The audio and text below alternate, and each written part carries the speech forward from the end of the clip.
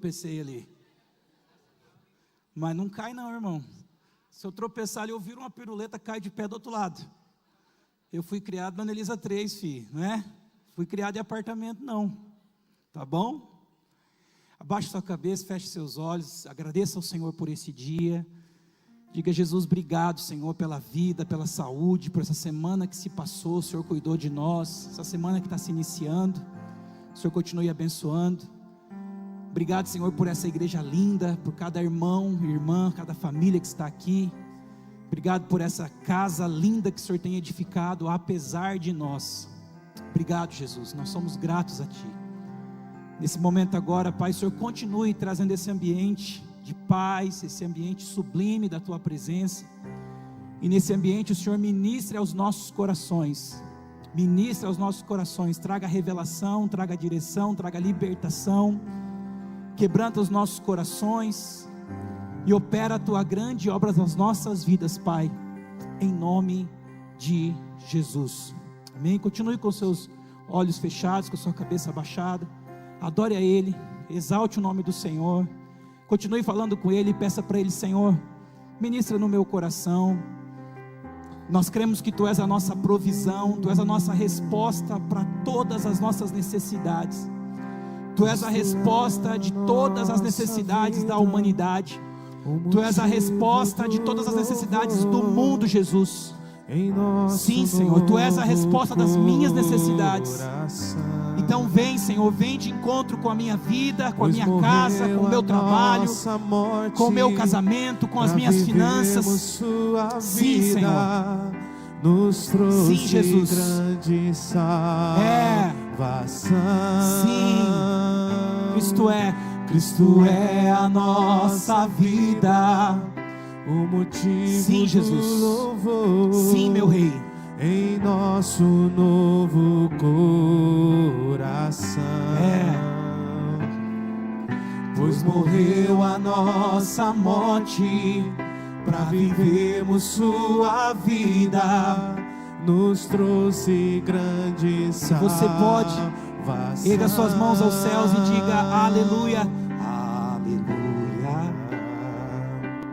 Te louvo. Adore o Senhor, pois sei que sobre todos é Senhor. Sim, Jesus. Aleluia. Te louvo, pois sei. Sim. Que sobre todos é Senhor. Agora que vocês aprenderam, diga: aleluia. Te louvo. Sim, Jesus. Pois sei. Que sobre todos é Senhor. Aleluia. Te louvo, pois sei que sobre todos é Senhor. Aleluia, louvado seja o nome do Senhor. Queridos, todo mundo que está aqui, é importante que esteja no grupo, porque são bastante recados, né? E às vezes a pessoa acaba não conseguindo pegar tudo. É muito importante a participação na EBF. O que é a EBF? Escola Bíblica de Férias.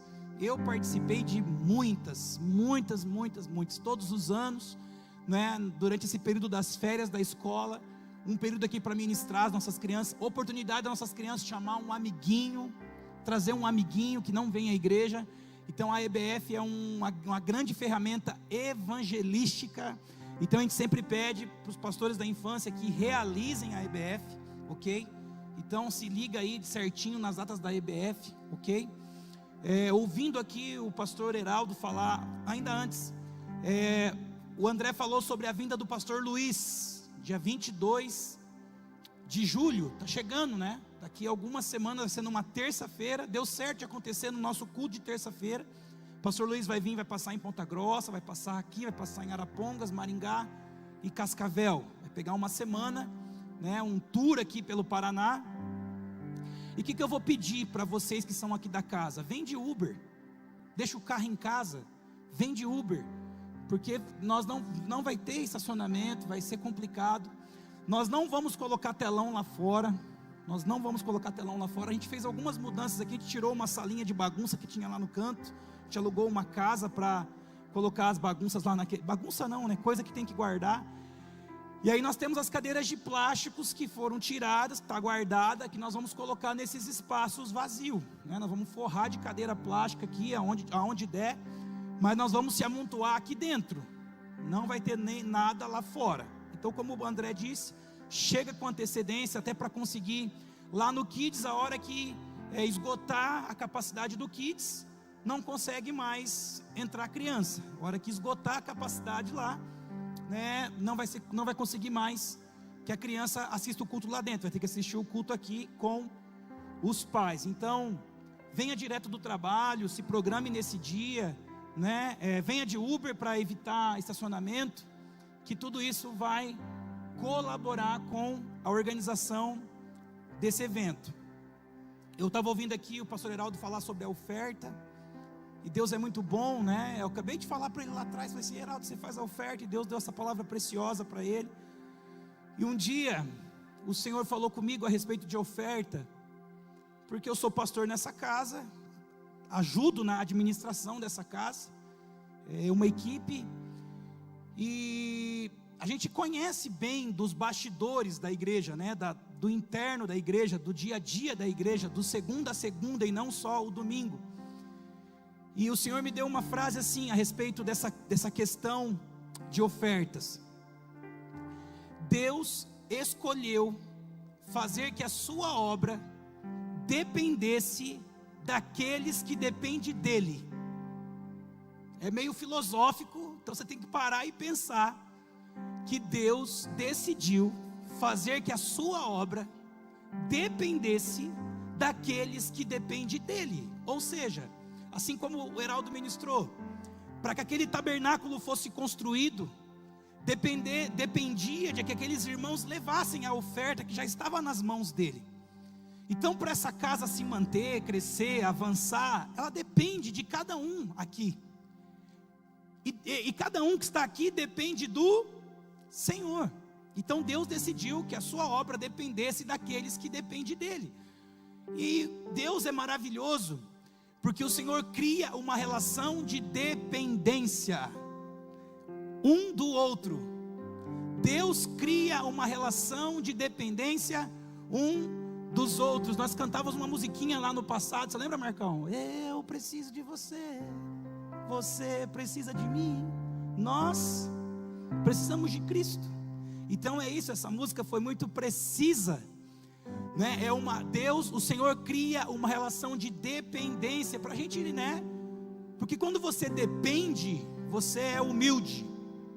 Quando você depende de algo, você tem humildade. É preservada em você uma humildade. Agora, quando você não depende de nada e de ninguém, é muito difícil você preservar uma certa humildade, consciência de dependência. A consciência de dependência é muito importante. Então, se você quiser, diga assim no seu coração aí: eu dependo do Senhor. Eu dependo do Senhor. A minha provisão vem do Senhor. O Senhor é a minha provisão. Mais do que a minha provisão vem dele. Porque se eu digo que a minha provisão vem dele, eu também posso subentender que a minha provisão poderia vir de outro lugar. Não há provisão em outro lugar a não ser no Senhor. Então eu não digo que a minha provisão vem dele, eu digo que a minha provisão é ele. A minha provisão é o Senhor. E foi muito providencial, porque o tema dessa mensagem de hoje é: Cristo é a provisão. Cristo é a provisão. Abra comigo, por favor, a tua Bíblia aí em Gênesis 22, versículo de 6 a 8. Um texto conhecido nosso, um texto que tornou uma frase conhecida, e uma frase muito importante de ser conhecida e de ficar como uma verdade. Pode dar um pouquinho só de retorno aqui para mim, Willinha, por favor. Ou retorno ou grave, pesos, talvez aqui no retorno. É muito importante que você tenha essa verdade cravada na sua mente. Todas as vezes que você estiver diante de uma situação, que parece que você não tem o recurso suficiente, parece que está te faltando algo, todas as vezes que você estiver diante de uma situação que te parece que está te faltando algo, diga sim no seu coração sempre: o Senhor proverá. Seja lá o que for que está te faltando, coragem, recurso financeiro, saúde, paz, alegria, seja lá qual for a sua necessidade, sempre creia no seu coração: Cristo é a minha provisão. O Senhor haverá de providenciar escape, solução no momento oportuno. Você crê nisso? Mardoqueu disse isso. Ele disse assim: se você quiser se omitir, rainha Esther, tudo bem, o Senhor proverá, o Senhor há de providenciar livramento. O texto bíblico também diz, eu não anotei essa referência, que junto com a tribulação vem o escape. Junto com a tribulação vem o escape. Então, quando você se vê em alguma situação, fica tranquilo, junto com aquela situação já tem uma saída, já tem um escape, já tem uma solução. Então apenas espere, passe pelo processo, aprenda com o processo, amadureça, fortaleça a sua fé, cresça em fé no Senhor por essa experiência que você está enfrentando, porque nessa experiência fez com que você se sentisse mais dependente de Deus, e se sentindo mais dependente de Deus, você passou a esperar pela provisão dEle, pelo socorro dEle, pela resposta dEle. E então na sua mente, no seu coração, vai ficar uma verdade escrita: o Senhor proverá, ou o Senhor é a minha provisão. Esse texto é um texto conhecido. Abraão esperou por muitos anos para ter um filho, Isaque, e quando o Senhor deu Isaque a Abraão, o Senhor pediu Isaque de volta. Então o que nós aprendemos com isso? Que o Senhor pode me dar qualquer coisa que eu esteja disposto a devolver para Ele. O Senhor pode te dar qualquer coisa, querido, que você tenha disponibilidade de devolver isso para Ele. Que você não idolatre aquilo que Deus te deu, mas aquilo que Deus te deu continue disponível para Ele.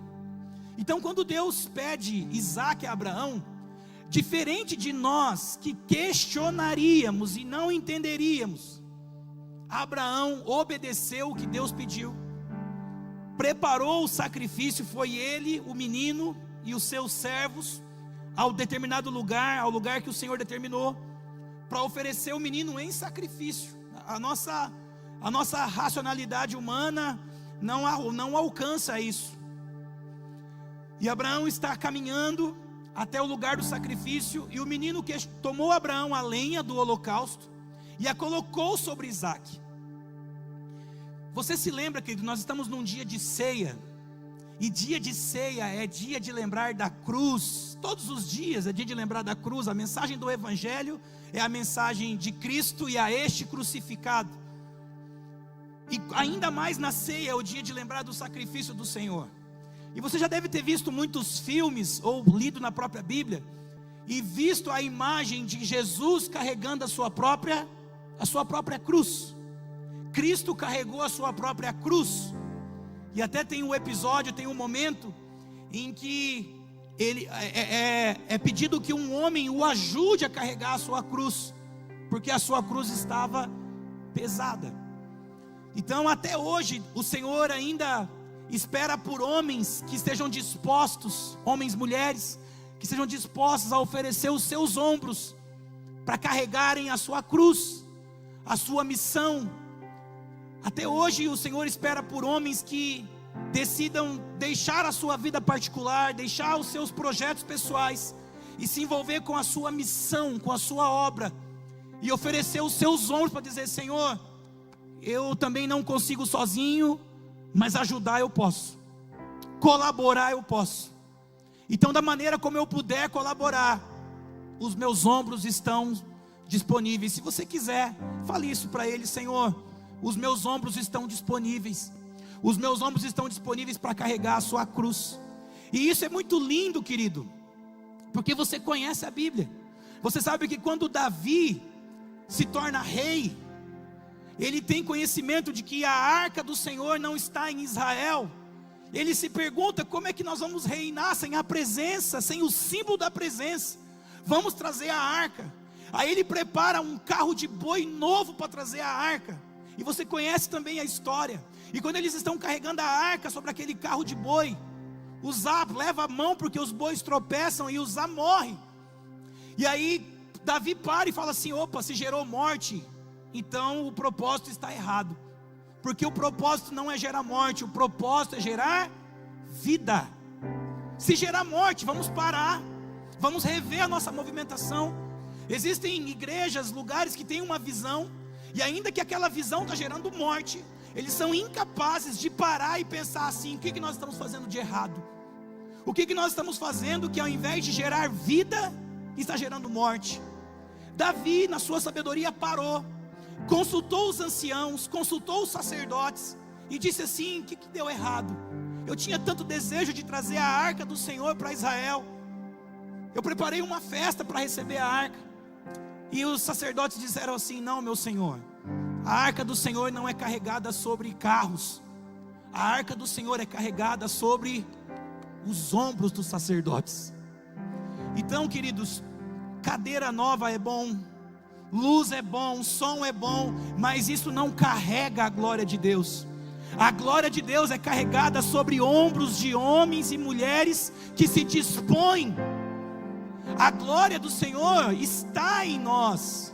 A glória do Senhor não está na beleza do prédio, na estrutura, na organização. Tudo isso é muito importante, e tudo isso é reflexo de homens e mulheres que estão debaixo da glória de Deus.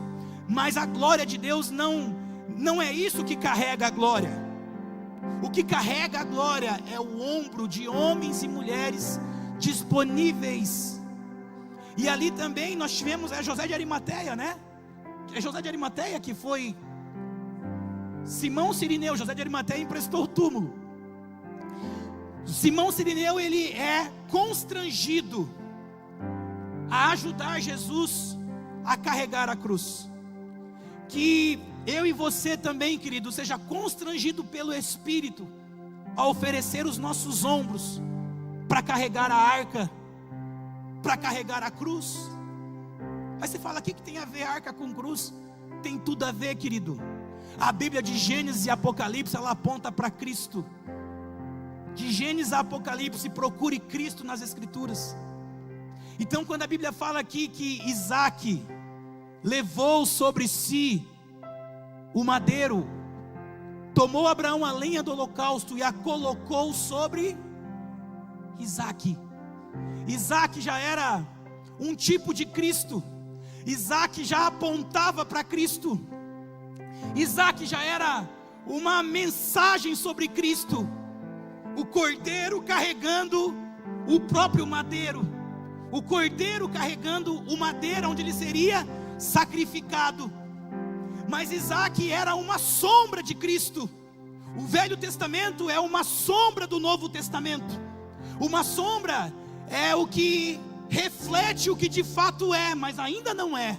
Quando você vê uma sombra de algo, é o que reflete o que de fato é. Mas eu posso ver a sombra de uma pessoa, mas eu posso ver a própria pessoa. E a sombra é uma semelhança, tem uma semelhança, você consegue lembrar.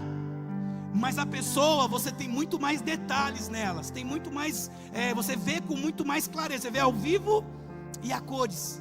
Então o Velho Testamento, a Bíblia fala isso, é um versículo, é um texto. O Velho Testamento é uma sombra das coisas que haveriam de vir. Quantas pessoas ainda estão presas a sombras? Elas estão olhando para sombras, vidrado com as sombras, enquanto Cristo já nos foi revelado.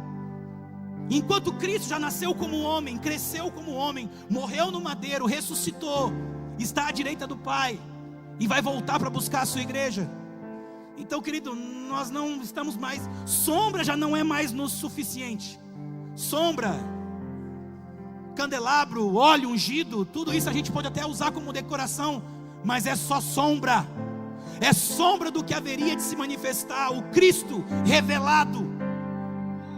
Já não é mais sombra, é a imagem do Deus invisível, a plenitude, o pleno Deus. Então Isaac aqui estava já representando Cristo, já era uma maneira de se apontar para Cristo.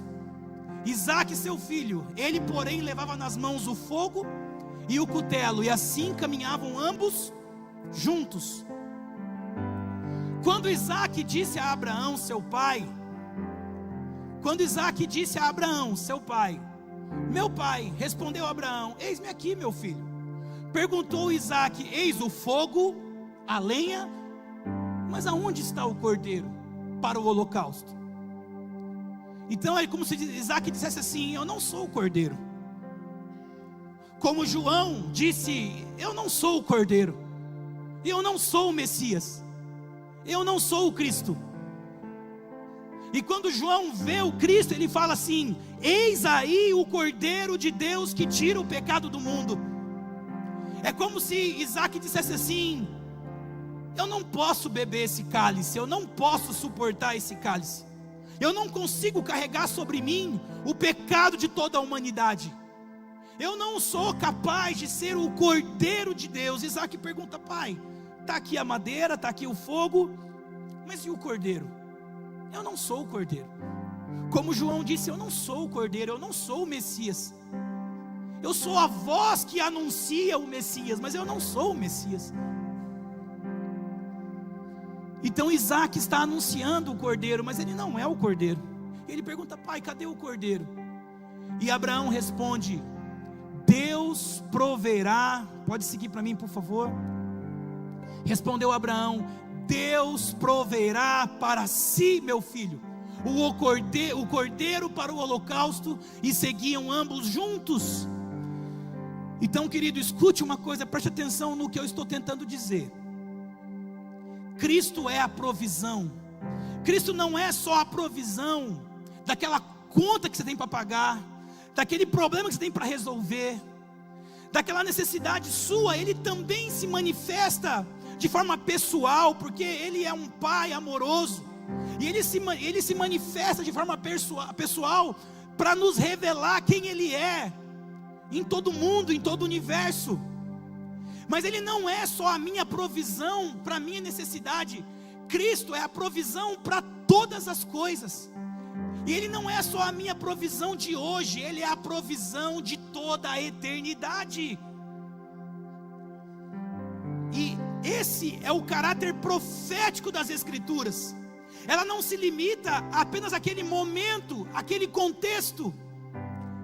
Ela fala de uma realidade maior, e de uma realidade que transcende o seu tempo. Esse é o caráter profético das Escrituras.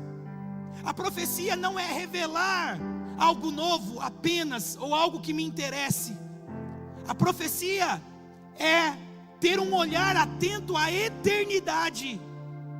Então, quando Abraão responde, Deus proverá para si o cordeiro, Abraão não está falando apenas daquele momento em que ele não queria sacrificar o seu filho, mas em obediência ele chegou até aquele lugar. Abraão está dizendo assim, existe no céu o Cristo, o Cordeiro, que é a provisão de toda a humanidade, é a resposta para todas as necessidades da humanidade. Diga assim comigo, o Cristo é a resposta para todas as necessidades da humanidade. Cristo é a resposta. Eu vou dizer algo que talvez que pareça não tem nada a ver com isso, mas tem tudo a ver. Quando você entender que Cristo é a resposta para todas as necessidades da humanidade, e se você já tem Ele, diga assim comigo, se eu já tenho Cristo, eu já tenho tudo o que eu preciso. Quantas pessoas que dizem ter Cristo e se comportam como se fossem pessoas carentes? E quando a igreja começou a crescer, e a gente começou a ter contato com todos os tipos de pessoas, e contato com pessoas que têm recurso financeiro, o Senhor falou comigo assim: sabe quando um pastor está preparado para sentar com um milionário? Já disse isso aqui nesse púlpito. Sabe quando um pastor está preparado para sentar com um milionário? Quando o milionário precisar mais do Jesus que o pastor tem, do que o pastor precisar do dinheiro que o milionário tem. Um pastor, um crente está preparado para sentar com um milionário quando o milionário precisar mais de Jesus que o pastor tem, do que o pastor precisar do dinheiro que o milionário tem.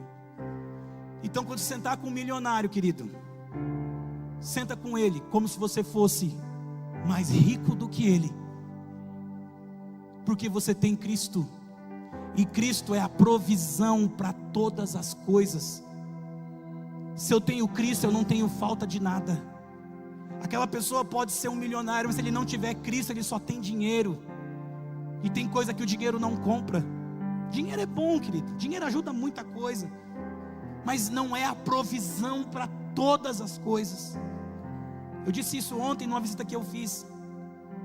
O dono do Banco Santander morreu no Covid, morreu na pandemia. O dono do Banco Santander, ele disse assim: eu respirei a vida inteira e nunca paguei R$1 por isso, e agora eu tenho dinheiro e eu não consigo comprar oxigênio para mim respirar, porque o dinheiro não compra tudo, você sabe disso.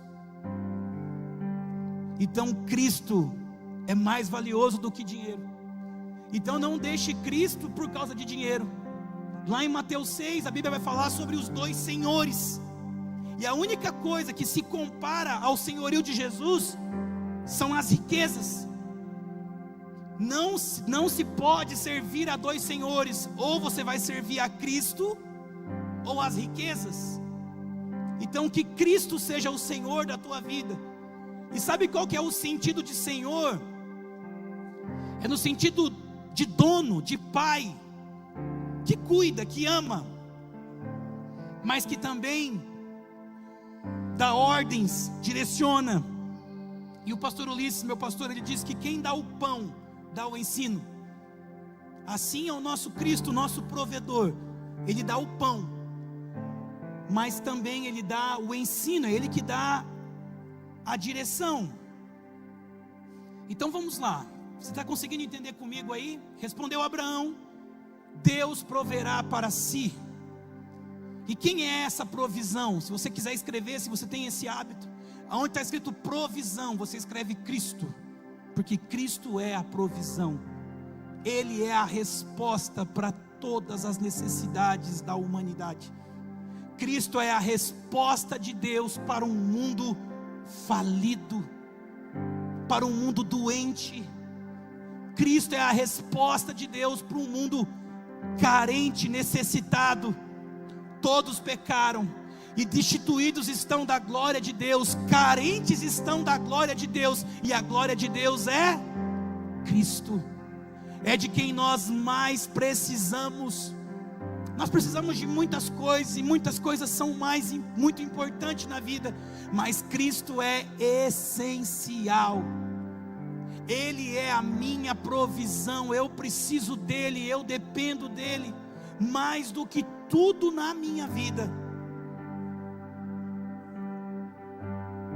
Vamos lá, abre comigo por favor, Isaías 53. Vamos lá ver por onde que eu começo aqui. Coloca antes. João 6, 47 ao 51.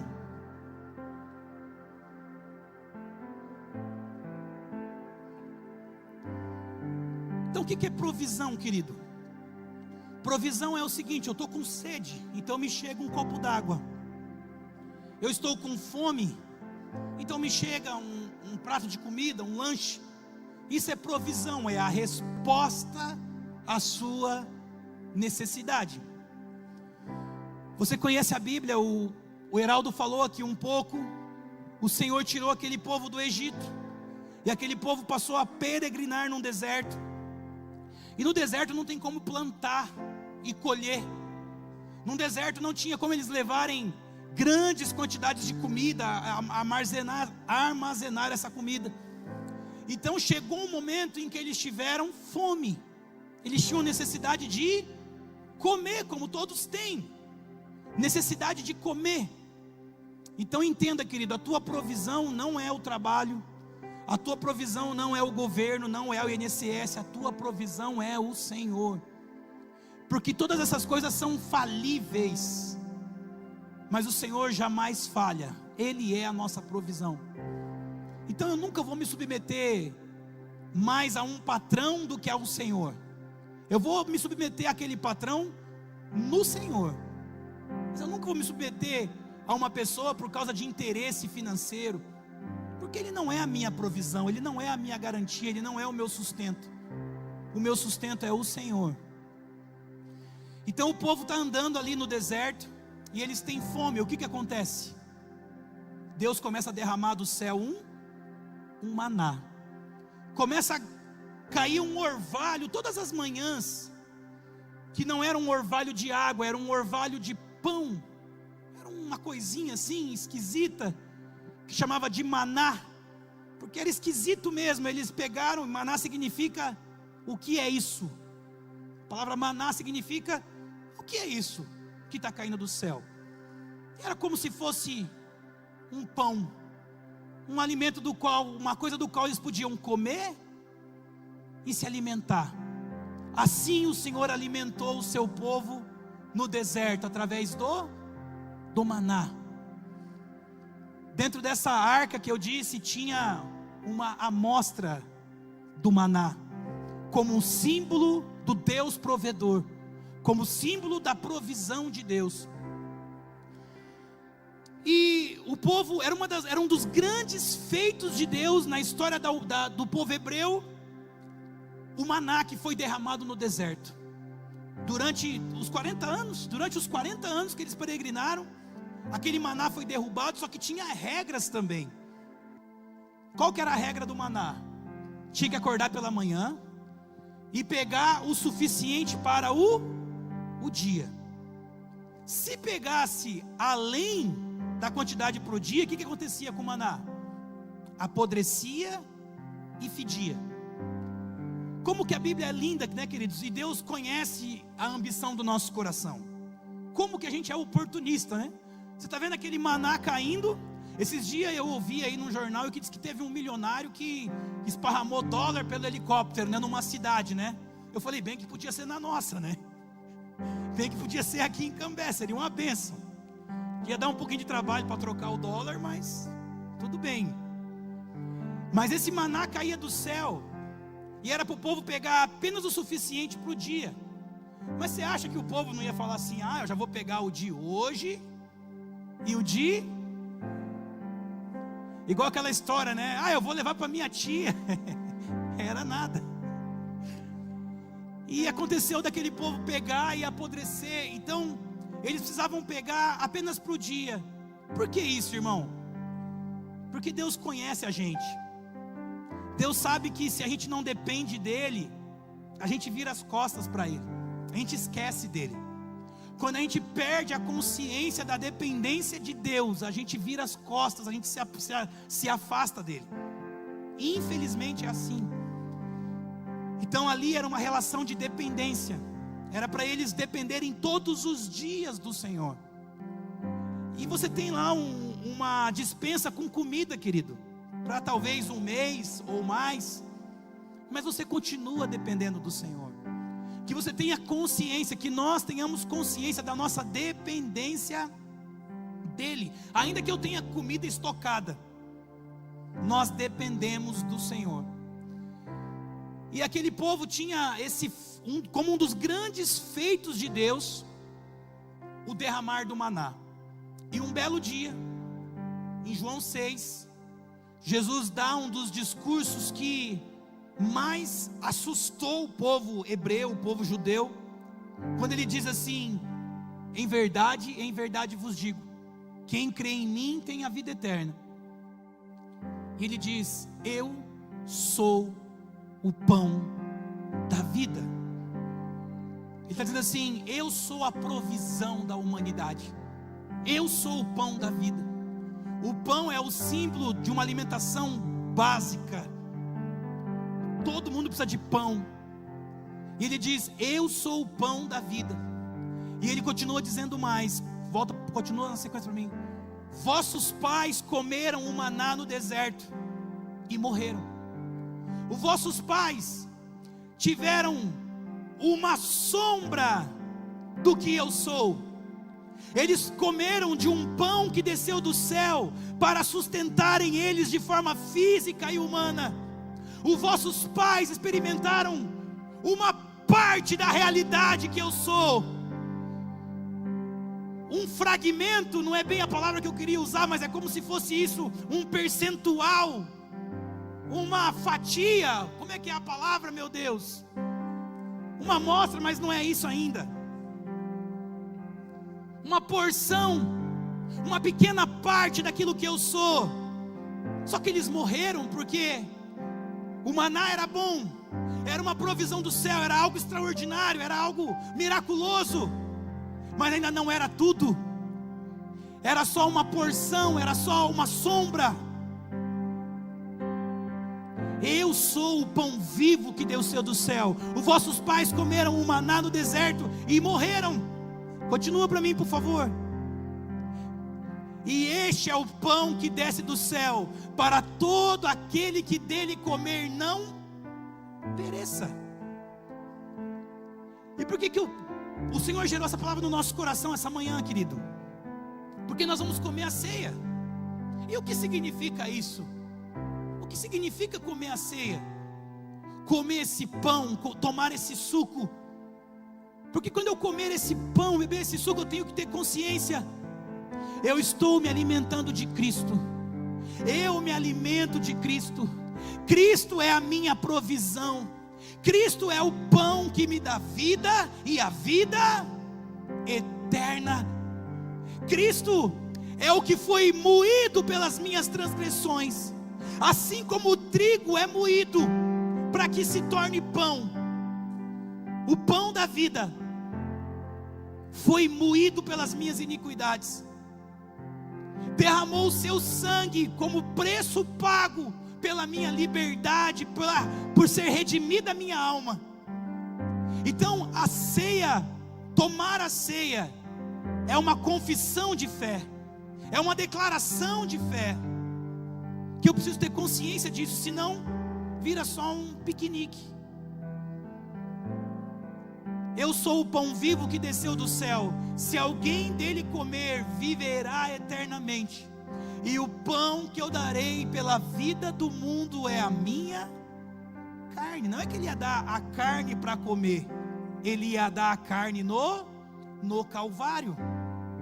Só que da mesma forma, por que as pessoas leem a Bíblia e às vezes não tem revelação, não tem entendimento e se escandalizam, como se escandalizaram nesse texto aqui? Como assim? Comer da sua própria carne? A Bíblia é canibalista? A Bíblia prega o canibalismo? Assim como algumas pessoas pensam: a Bíblia é machista, a Bíblia é canibalista. Não, busque revelação, querido. Assim como aqueles homens precisavam de pão para comer e permanecerem vivos, nós precisamos do sacrifício de Cristo na cruz para termos vida e vida eterna. A provisão daqueles nossos pais no deserto, naqueles dias, eram comer pão para ter força para atravessar o deserto. A provisão que nós precisamos para os nossos dias é o sacrifício de Jesus no Calvário, para nos tirar do império das trevas e nos transportar para o reino do Filho do seu amor. Não é o pão que eu vou comer, é a provisão que eu preciso. Ele disse: e o pão que eu darei pela vida do mundo é a minha carne. Não para comer a carne, porque nem só de pão viverá o homem, mas do sacrifício na cruz. Quantas vezes o Senhor encontrou pessoas que passou por anos enferma, e Ele disse assim: você foi curado, agora vai e não peques mais, para não te que aconteça coisa pior. O que é pior do que ficar 40 anos paralítico, irmão? é passar a eternidade no inferno. Então, pior do que passar fome, escute o que eu vou dizer, querido, suporte no Senhor o que eu vou dizer. Pior do que suportar um luto, pior do que sofrer com câncer, é passar a eternidade longe do Senhor. Nós temos necessidades terrenas, nós somos humanos, e nessas necessidades nós precisamos do Senhor como paz, como conforto, como cura, como provisão. Nós precisamos, e Ele é.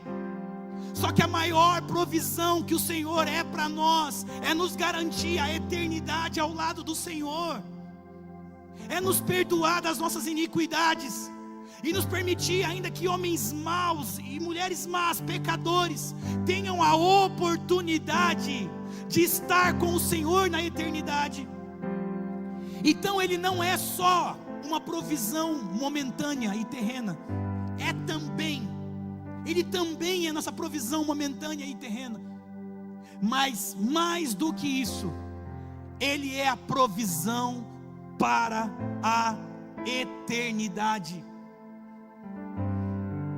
E muitas vezes o que nos sobra é essa provisão da eternidade, muitas vezes é o que nos resta. Coloca para mim, por favor, João 12, 23, 24, o pessoal da ceia pode se organizando, por favor. João 12, 23, 24. Jesus estava num monte orando, e alguns gregos vieram para falar com Jesus, e a Grécia era o berço da sabedoria humana. A Grécia é o berço da filosofia. Então eu falei no começo ali que era meio filosófico o negócio, né? E os gregos vêm para falar com Jesus, e o discípulo chega a Jesus, os gregos estão lá embaixo e querem falar com o Senhor. E Jesus dá essa resposta. Sabe quando alguém quer falar com você, você está pensando tanto em uma coisa que você responde o que você está pensando e você não responde o que a pessoa perguntou? Os gregos estavam ali, os gregos carregavam a sabedoria humana, uma filosofia humana, mas Cristo estava com a mentalidade dele em outro lugar. E Cristo já apontou para a cruz. Ele disse assim: é chegada a hora de ser glorificado o Filho do Homem. E se você ler Filipenses 2, você vai ver que ele foi obediente, e obediente até a morte, e morte de cruz. Por isso o Pai o exaltou, porque o caminho da glorificação é a cruz, querido. No Senhor, na pedagogia de Deus, não tem glória sem cruz. Não existe glória no Senhor sem cruz. O caminho da glorificação é a cruz. Então por isso ele fala: é chegada a hora de ser glorificado. Como que o Filho seria glorificado? Morrendo e ressuscitando. Chegou a hora de ser glorificado o Filho do Homem. Próximo versículo para mim, por favor. Aí ele se junta aos gregos filosofando, mas não falando de filosofia humana, mas falando de realidade eterna. E ele diz assim: se o grão de trigo caindo na terra não morrer, fica ele só, mas se morrer, produz muito fruto. Nós vamos daqui a pouco comer um pãozinho, que na verdade agora transformaram numa bolachinha, mas é de trigo do mesmo jeito, e o trigo foi moído do mesmo jeito. E Jesus disse: se o grão de trigo não morrer, e se você continuar lendo esse texto, ele vai dizer que quem quiser salvar a sua vida vai perder, mas quem perder a sua vida vai ganhar. Então às vezes eu não quero ser moído, às vezes eu não quero oferecer os meus ombros, às vezes eu não quero me doar, tudo bem, só que eu vou ficar sozinho, eu não vou ter frutos, porque só tem fruto aquilo que morre, só frutifica aquilo que morre. Ele disse: se o grão de trigo cair na terra, não morrer, fica ele só, mas se morrer, produz muito fruto. Então eu vou te ensinar uma coisa. Vira e mexe, chega alguém em mim e fala assim: ô pastor Duda, eu agradeço tanto por aquilo que você fez por nós lá. Eu falo assim: rapaz, eu nem lembro mais. Um dia a pessoa chega aí: aquela moto que você deu para nós tal. Eu falei: cara, eu nem lembrava mais. Eu não estou dizendo, talvez isso seja uma das qualidades que eu tenho pela misericórdia de Deus. Porque quando você fizer algo por alguém, esqueça, é uma semente que você pôs na terra aí. Teve uma pessoa que a gente ajudou ela há anos atrás. Aí ela me procurou depois de alguns anos e falou assim: eu queria te devolver o dinheiro que você me deu. Eu falei: não precisa, querido, porque aquela semente que eu fiz na tua vida já morreu e já frutificou na minha vida. Se você quiser ofertar nos gasofiláceos da igreja, fique à vontade, mas devolver para mim eu não quero, porque aquela oferta que eu te dei, ela já morreu, ela já frutificou na minha vida. Então não tem como você me devolver, eu não te dei nada. Mas na verdade a pessoa perguntou ainda com um tom de acusação, porque ela me perguntou assim: quando você me deu do seu bolso ou do dinheiro da igreja? Eu falei: eu não sei, eu só sei que na hora que você precisou, eu fui socorro na tua vida. Eu não sei como que eu fiz. Eu sei que na hora que precisou, eu fiz o que era preciso ser feito. E por isso essa casa nasceu, para que a gente tivesse autonomia, liberdade para dizer assim: nós vamos fazer isso. Não precisasse reunir uma diretoria de homens para decidir se nós poderíamos pagar um talão de luz, pagar um aluguel, fazer uma compra no mercado. Já teve dia de eu sentar com uma pessoa ali, naquele gabinete, ela fala assim: pastor, eu não tenho nada para fazer de comida na minha casa, então o nosso problema não é mesa de gabinete, vamos ali no mercado encher um carrinho de compra.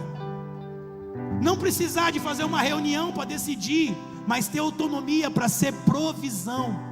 Porque da mesma forma que Cristo se revelou como sombra no Velho Testamento, nós também temos que refletir a glória do nosso Cristo, sendo provisão. É claro que a gente não consegue dar tudo para quem bate na nossa porta, mas nós precisamos ser reflexo do que o nosso Cristo é. E o nosso Cristo é provisão. Ele é socorro para aqueles que clamam. Ele é socorro para aqueles que clamam. Coloca ali para mim, por favor. Eu acho que é Romanos 10:13. Romanos 10:13. Cristo é provisão. Romanos 10:13. Porque todo aquele que invocar o nome do Senhor será salvo. Todo aquele que dizer: Senhor Jesus, eu preciso de Ti, Senhor Jesus, me socorre. Todo aquele que invocar, seja no momento que for, de enfermidade, de necessidade, de vergonha, de medo, seja no momento que for, invoque o nome do Senhor. Diga: Jesus, eu preciso de Ti. A Bíblia fala que quando Pedro ousadamente andou sobre as águas, quando ele viu o vento, ele afundou, mas ele clamou: Jesus, socorre-me. E o Senhor imediatamente estendeu as mãos e o socorreu. Então Cristo é a provisão, Ele é a resposta para aqueles que clamam. Fica de pé comigo, querido. Coloque apenas mais um texto ali para a gente tomar a ceia. Isaías 53. Isaías 53. Nós vamos ler o versículo 5, depois o versículo 7 e depois o versículo 10. Isaías 53, versículo 5. Vamos lá, Andrezinho.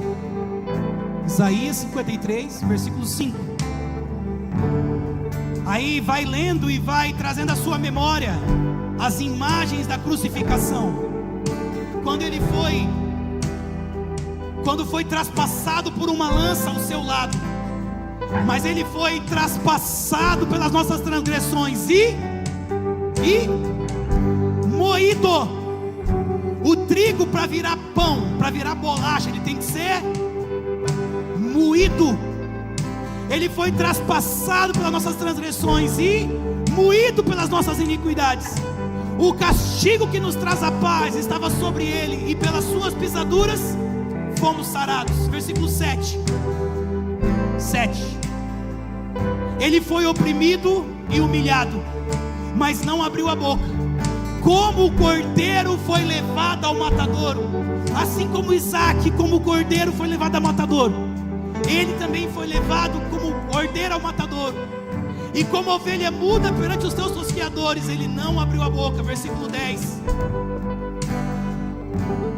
Todavia ao Senhor agradou moê-lo. Ele foi moído. Eu vou comer desse pão, e quando eu comer desse pão, eu vou fazer o que ele me pediu que eu fizesse. Eu vou anunciar a morte dele. Eu vou anunciar que ele foi moído como trigo, para dar o fruto da eternidade, a minha vida, a sua vida. Ao Senhor agradou moê-lo, fazendo-o enfermar. Quando der ele a sua alma como oferta pelo pecado, verá a sua posteridade. Essa igreja, eu me alegro de chegar aqui e ver essa igreja cheia de gente. Eu fico feliz. Imagina ele que morreu na cruz para que a igreja existisse. Quando ele vê a sua posteridade, prolongará os seus dias, e a vontade do Senhor prosperará nas suas mãos. Abaixe sua cabeça, feche seus olhos, querido. Dá um pouquinho mais de retorno aqui para mim, William. Abaixe sua cabeça, feche os seus olhos e diga: Jesus, Tu és a minha provisão. Tu és o perdão que eu preciso. Tu és a paz que eu preciso. Tu és o conforto que eu preciso, Jesus. Tu és tudo que eu preciso. Tu és o ar que eu respiro. Tu és o pão que me alimenta, Jesus. Tu és a minha fonte de água viva, Jesus. Tu és tudo que eu preciso, Senhor. O Senhor é a minha provisão. O Senhor é a minha fonte, o meu sustento. O Senhor é a minha salvação, Jesus.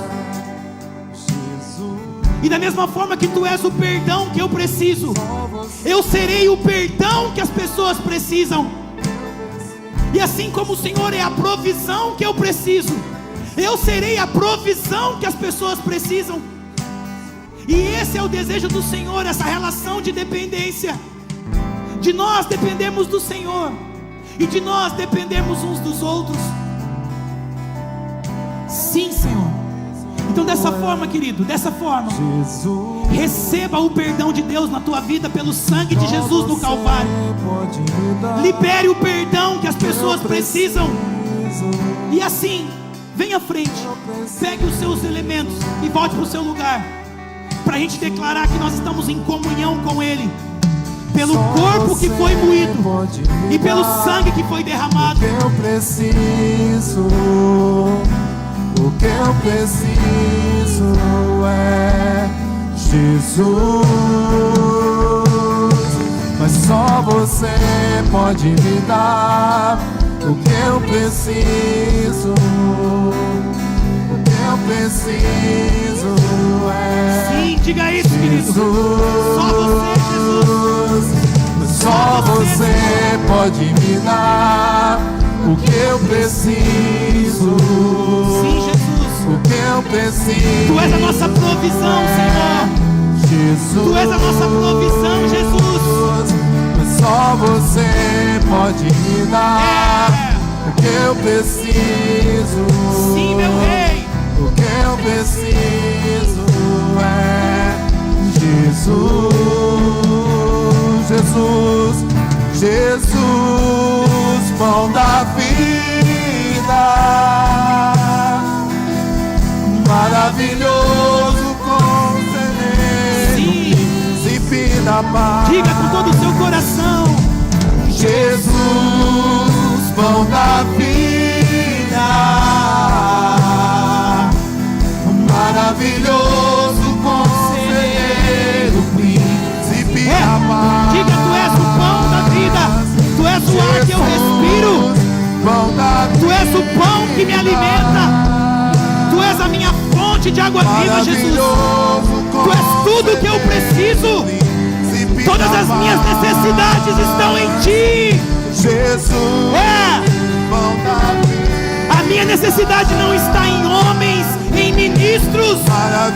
Não. A minha necessidade está no Senhor. Tu és tudo que eu preciso. Só Você pode Jesus. me dar. Sim. O que eu preciso. Sim, Senhor. Sim. O que eu preciso é Jesus. Sim. Só Você pode me dar. O que eu preciso. Sim, Jesus, sim. O que eu preciso. Escute, querido. Tem gente que tem medo de tomar a ceia. Não tenha medo. Você pode me dar. Não tenha medo daquilo que foi feito para te trazer vida. Não tenha medo de fazer daquilo que foi feito para te trazer perdão. Jesus. Tenha medo de não crer. Tenha medo de não ser beneficiado por aquilo que a cruz representa. E isso aqui é uma mensagem. É uma mensagem. A ceia nossa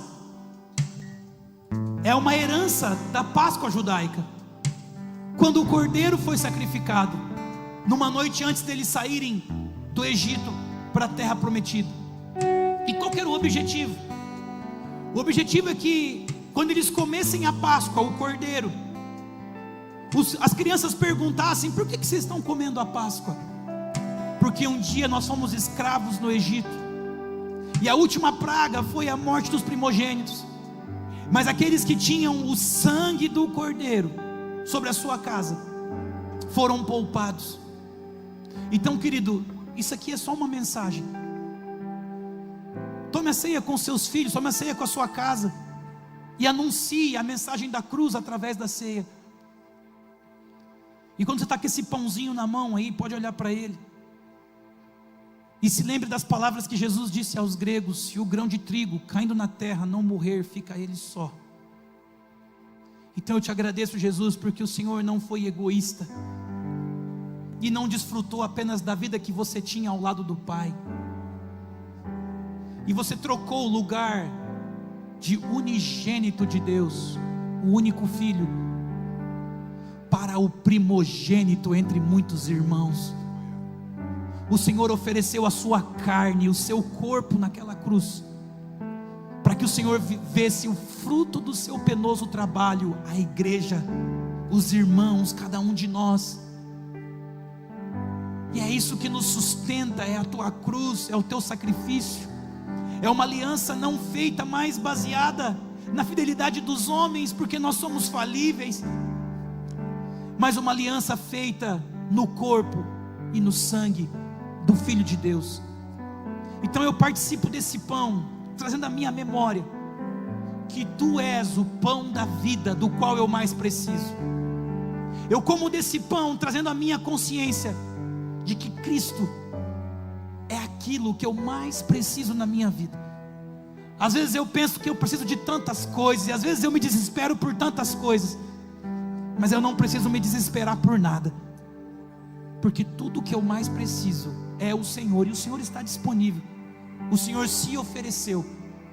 Então eu participo desse pão com ações de graça no meu coração, rendendo glórias e louvores ao teu nome, em nome de Jesus.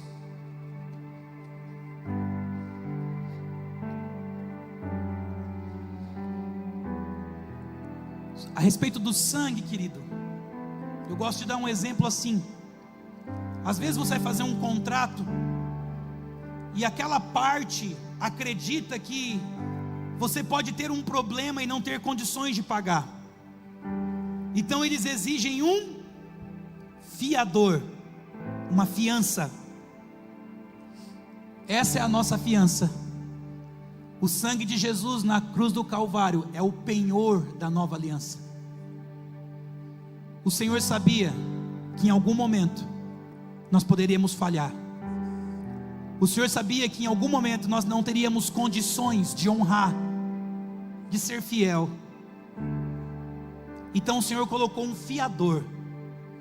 Um fiador é aquele que, quando o contratante não pode pagar, ele diz: eu pago, eu me comprometo, eu me responsabilizo. Jesus é aquele que, quando você falha, Ele te estende a mão, Ele te diz: eu estou aqui, meu filho, eu te sustento. Não são as suas forças, eu sou a sua força, eu sou o seu sustento. Isso tanto fisicamente, como espiritualmente, como financeiramente, em todas as áreas. O sangue dele é o penhor da nova aliança. É esse sangue que é a garantia do contrato, da aliança. não é pela nossa fidelidade, porque Ele sabia que nós não seríamos totalmente fiel. Então, o que garante a aliança, a garantia dessa aliança, é o sangue de Jesus derramado no Calvário. É o preço que foi pago, é o sangue da nova aliança, é o novo e vivo caminho. Então, com essa consciência, com esse entendimento, participe desse cálice, rendendo graças ao Senhor, em nome de Jesus.